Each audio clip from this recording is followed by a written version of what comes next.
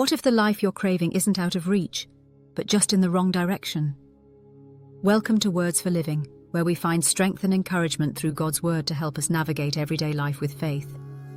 If you've ever felt like you're searching for purpose, chasing fulfillment, or just wondering what the good life really looks like, today's message is for you.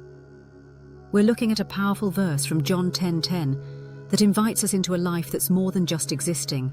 It's abundant, meaningful, and deeply rooted in Jesus. Before we dive into today's devotional, if these kinds of reflections help you grow in your faith and stay centered, I'd love for you to subscribe and join our community here on Words for Living.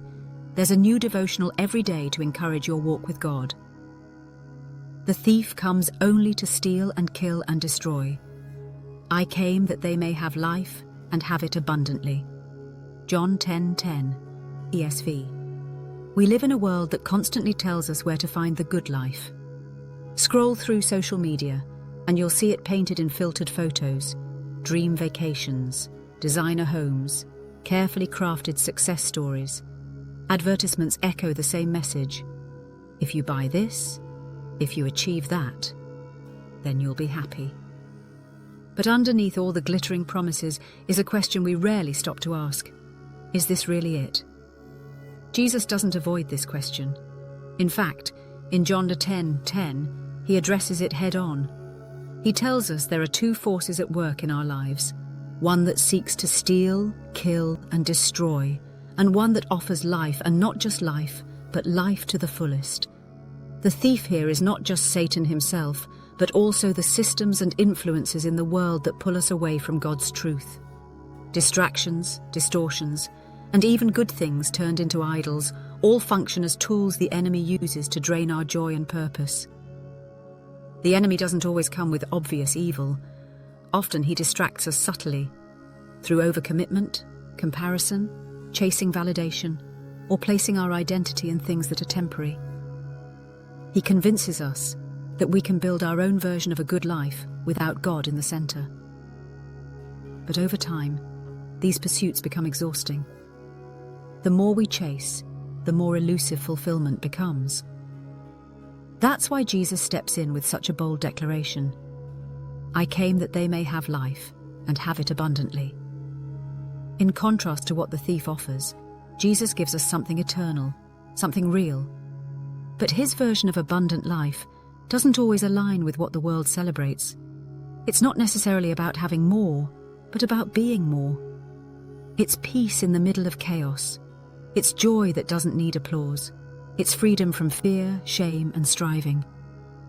It's waking up each morning with a quiet confidence that you are loved, you are known, and your life matters. Jesus uses the metaphor of a shepherd in John 10 for a reason.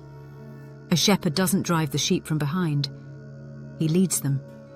He knows them by name, walks ahead of them, protects them, and provides for them. That's the kind of care and intimacy Jesus offers.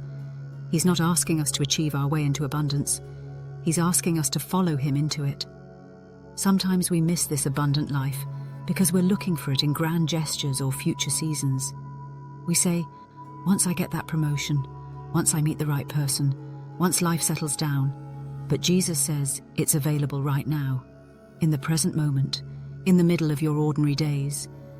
The invitation is personal. Jesus wants to lead you into a life that's full of meaning, not just activity. A life rooted in grace, not performance. A life where your soul can breathe because it's found home in him. So if you've been feeling empty even though your life looks full on paper, maybe today's the day to stop and ask, am I following the voice of the shepherd? Or am I listening to the thief? Because the life your heart longs for isn't something you have to earn. It's something you receive when you walk closely with Jesus. If you feel like your life has been shaped more by striving than by resting in God's care, you're not alone. The good news is that Jesus is still inviting you to follow him today. Not just to believe in him, but to actually trust him as your shepherd. That's where abundant life begins. Take a moment to ask yourself, where am I searching for fulfillment right now? Is it in status, success, security, or approval? Then ask, Have I been ignoring the voice of my shepherd in favor of other voices promising quick satisfaction? This week, try starting each day with this simple prayer. Jesus, lead me today. I want to follow your voice above all others. As you go through your day, pay attention to where your heart is drawn and gently redirect your focus back to Him. Consider spending time in John 10, reading it slowly and reflectively. Let His words reframe what the good life truly is. Let's pray. Jesus, thank you for coming to give me more than survival. You came to give me a full, abundant life. Forgive me for the times I've chased fulfillment in things that never last. I confess I've let distractions and false promises pull me away from your voice. Help me to recognize the thief's lies and to follow you more closely. I want to trust you fully and walk in the life you've called me to.